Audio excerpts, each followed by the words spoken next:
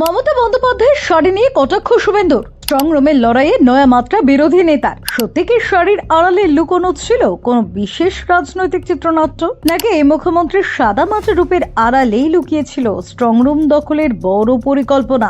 শুভেন্দুর এই শাড়ি তত্ত্ব কি বোঝাতে চাইছে জনসাধারণকে? শুনুন কি বললেন ভবানীপুরের বিজেপি প্রার্থী। বাংলার 2 দফা নির্বাচন শেষ হয়ে পুনর্নির্বাচন পর্ব চলছে রাজ্যে, আর এই আবহে মুখ্যমন্ত্রীকে কথার বানে বেঁধলেন রাজ্যের বিরোধী দলনেতা শুভেন্দু অধিকারী।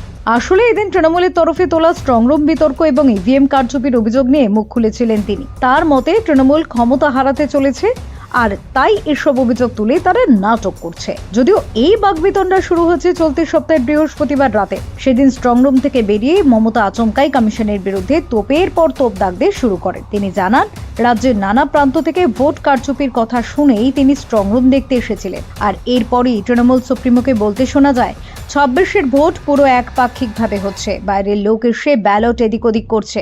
আর এইসব খবর শুনেই তিনি একবার দেখতে এসেছিলেন, কিন্তু তাকে কেন্দ্রীয় বাহিনী ভিতরে যেতে দিচ্ছিল না বলেও অভিযোগ তোলেন তিনি, যদিও পরে তাকে ভিতরে যাওয়ার অনুমতি দেওয়া হয়েছিল। মমতা বন্দ্যোপাধ্যায় সেদিন আরও দাবি করেন যে তিনি প্রয়োজনে জীবন দিয়ে লড়বেন, কিন্তু ইভিএম লুটতে দেবেন না। এর পাশাপাশি তিনি রাজ্য পুলিশের ভূমিকা নিয়েও প্রশ্ন তুলেছিলেন। সে সঙ্গে নিজের দলীয় কর্তাদের তিনি সতর্ক থাকতে বলেছেন বলেও জানিয়েছিলেন।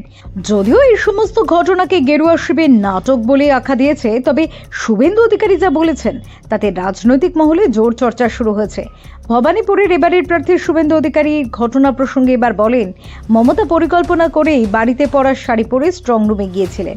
ওনার ধর্ণা দেওয়ার অভ্যাস রয়েছে, তাই উনি ওখানে থাকতেই পারতেন। এরপর নন্দীগ্রামের বিধায়ক জানান, স্ট্রং রুমে ধর্ণা দেওয়ার জন্য 5 স্টার হোটেল ওয়াশরুম এসেছিল, কিন্তু বিজেপি কর্মীরা সেটি তাড়িয়ে দিয়েছে, তাই ওনাকেও পালাতে হয়েছে বলে দাবি করেন তিনি।